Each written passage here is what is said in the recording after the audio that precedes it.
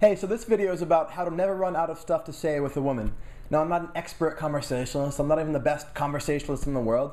But what I really try to pay attention to is what I am doing when I am in a good conversation. I've been trying to think back about all the situations when I've had challenges or not had challenges, and kind of what's happening and modeling that out, and teaching for persuasion for years, and really getting into the details of conversation and how you construct language unconsciously, and all those kinds of things. It's given me quite a deep insight into the process internally that happens, and that's going to be a big part of what I'm going to talk about, was how to never run out of stuff to say, is the internal process. Because really, if you think about it, think about a woman that you might be attracted to or interested in, and you start a conversation with her, and you're talking with her, and 15 seconds in, it's just kind of like, oh, I don't know what to say. But imagine for a second that woman was your sister, minus the attraction and interested part, but imagine she was your sister and you're talking with her. Would you run out of stuff to say within 15 seconds?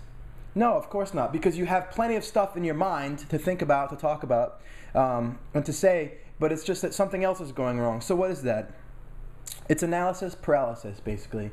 What happens is there's something going on in your head during a conversation that's causing your brain to kind of seize up and you to not have access to the information that you would be normally talking about, the types of things that you would normally say. So going into detail a little bit of how and why that works. Normally you're able to converse fluidly with people and have a conversation, right? No problem. But when it's a certain situation where you're interested in somebody or attracted to them, you might start to lock up. Now, there's a part of your brain called the working memory. It's almost like your RAM, like on a computer, like your memory that is just like immediate access. It's the stuff that you're bringing up ideas, you're holding it in there long enough for you to say it, put it together and make it into words and say it. Now, if that working memory is not functioning well, if it's all used up by other things, then you're going to start to break down. You're going to start to choke on your words. Now, working memory is critical to everyday activities, right? And it's depleted typically by situations that have pressure, that are pressure-filled. So not just with women, but maybe in a job interview, any situation where you're under pressure, it's harder for you to kind of keep your head straight and keep enough space in there for you to construct the things you want to say. Now, there's a few kind of causes to this, a few kind of reasons that this will happen. I'm going to go through each one as the cause that your working memory gets depleted. You get this kind of choking feeling on your words. And then I'll go through kind of a couple solutions for each of these causes and problems as to how you can kind of overcome that and become more fluid in your conversation naturally. Because this is what it's all about. See, I'm not going to give you a bunch of things to say and tricks and gimmicks in order to, kind of pull out when you don't know what to say. Well, just say this, because that will get things flowing. Because ultimately, it's not really going to make you any better as a conversationalist. It's just going to put a Band-Aid on it, and it's just going to get you to the next point in which you break down again, and you're really not having a fluid conversation.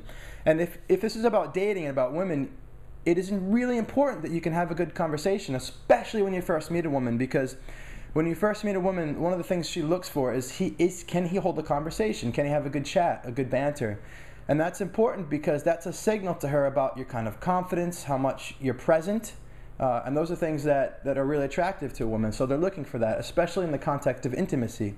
So if you're going to talk to a woman and it's in that context, then it's really important. Now, the first cause, the first reason is going to be that you're attempting to control every aspect of what you're doing.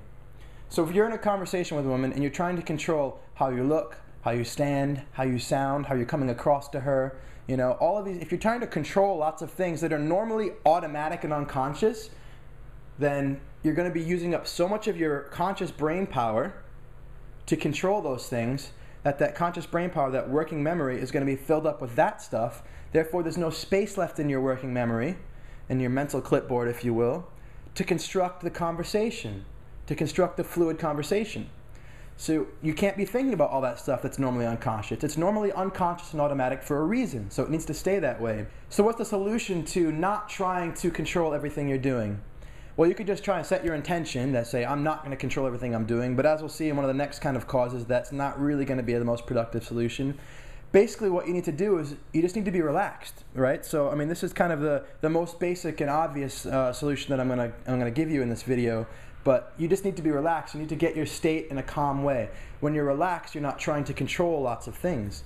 So you got your tons of state management techniques. If you ever studied NLP or meditation or any of those kinds of things, it's just about getting yourself in that relaxed space. So if you have your, if you're into NLP and you have your anchors or whatever it is, just take that moment, take a breath, just chill out, relax, nothing really matters. It's all about the conversation, the flow. If it's about, if you use meditation, practice in meditation, even beforehand, if you're going out for the night and you're going to be socializing, taking 10 minutes to relax does make a difference. There's been studies that have shown how people are relaxing before exams and not relaxing just for 10 minutes of meditation. The people that have meditation have a stronger focus, they're more relaxed, they have less nerves, therefore they have more powerful working memory, and they do better on the exams. So it's real, it's not just pseudoscience. Meditation makes a difference, even just in short amounts, in advance of the situation. And when you're relaxed, your mind is, again, it's more open. Your working memory is wider, you have more space in there for the conversation, and you can make more associations in your mind, you're going to have a better conversational flow. Okay, going forward, the second problem, the thing is that when you're in that situation and you're talking with somebody, the reason your mind starts to seize up and also get all, your working memory gets filled up with other thoughts is that you're thinking about and you're worried about a few things. You're worried about failing something, you're worried about losing something, and you're worried about confirming something. Now let's break that down a little bit. I have some bullet points in my laptop. Things you might be worried about. Well, what will happen if this goes further? Am I going to be able to handle it? Things like that. What if she has a boyfriend? What if she's not really that friendly, and then I wish I hadn't even come up here and talked to her in the first place? What if she doesn't find my topic interesting? These are all things you're worried about what she might think, obviously. There's also, you're worried about silence. And that's an interesting one, because you're worried about silence, and silence is a thing we're trying to avoid here, right? So, in a sense, when it comes to worrying about confirming something, you're worrying about confirming the things that she might think about you. Now, there's been research done on how people's worry about confirming a stereotype will affect their test scores. I think there was a study done about girls being told that girls don't do as good in math as boys, and then when they took the exam, they didn't do as good, but without that stereotype, the differences weren't there. So it's all about confirmation of a concern, kind of as like a meta concern. You're concerned about the concern, in a sense. So if you go into a situation, you're thinking to yourself, what if she doesn't think I'm a good conversationalist? Or what if what if there's a moment of silence and I don't know what to say? That causes you to have that problem, right? And not only that, but then once you have that problem, you realize intellectually, you know this. You know that you're worrying about the fact that you're not saying anything, and you go into this kind of mental downward spiral, and it just gets bigger and bigger. It comes out in your body language and your state, and your brain freezes up more because you're just piling on those cyclic thoughts. So, you need to not worry about anything. You need to not worry about anything. So how do you do that? What's the solution? And I'm not going to go all the way down into this in this video, but you have, your values, your beliefs. Where are you placing your value? What do you believe in? Where are you looking for what's okay and what's not okay? Now that's a huge rabbit hole, and there'll be other stuff that on my blog and coming through Real Human Connect that will go into that. But just as a basic foundation, understanding that these worries are coming from somewhere, right? And you can take your time and go into that and investigate it and find out why and try to change that. But that's a big part of it, right? Going past that for a minute, some more practical tools, short term, is desensitization. By practicing under stress, it becomes easier for you.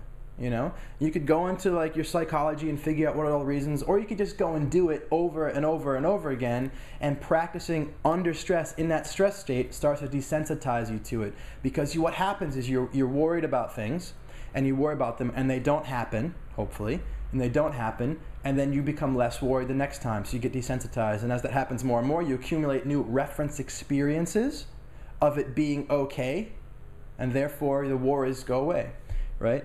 So another part of that is you kind of get a momentum the more you do it. You get a momentum, and it builds up, and you get more of these reference experiences, and you get more fluid and more flow in a conversation, and that carries on to the next one. That belief in yourself, that belief in your ability to converse gets bigger and bigger and bigger, and you get this momentum. Now, beware of momentum, because it's just like any momentum. If you stop and say you don't have conversations, you don't go out for a few weeks or anything like that, it will start to atrophy. It's like a muscle, in a sense. If you work out and you keep in shape, the muscles get stronger, but if you don't work out for a while, they start to atrophy. You'll lose that strength.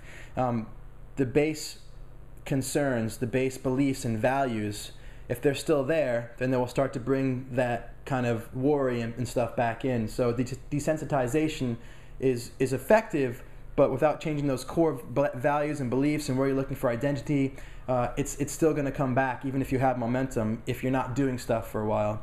So obviously beliefs, values, changing that stuff is really important to get rid of this stuff long term, but short term, immediate, desensitize and get some momentum.